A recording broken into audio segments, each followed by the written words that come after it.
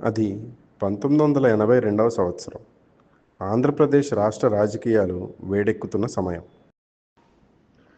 స్వర్గీయ నందమూరి తారక రామారావు గారి 'బొబ్బిలిపులి' సినిమా చిత్రీకరణ జరుగుతున్న రోజులు.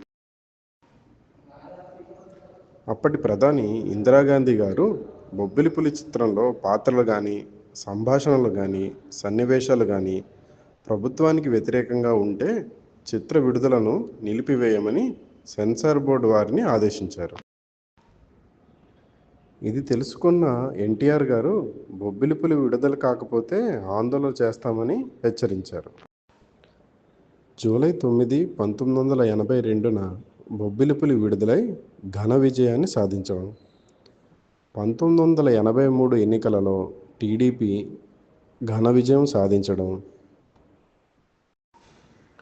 జనవరి 9, 1983న శ్రీ ఎన్టీఆర్ గారు ఆంధ్రప్రదేశ్ 10వ ముఖ్యమంత్రిగా మరియు మొదటి కాంగ్రెసేతర ముఖ్యమంత్రిగా ప్రమాణ స్వీకారం చేశారు.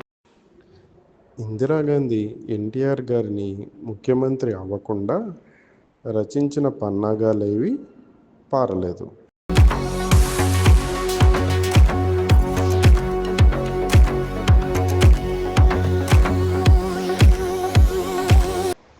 ఇలాంటి మరిన్ని ఆసక్తికరమైన విషయాల కోసం, విశేషాల కోసం లైక్, షేర్ అండ్ సబ్స్క్రైబ్.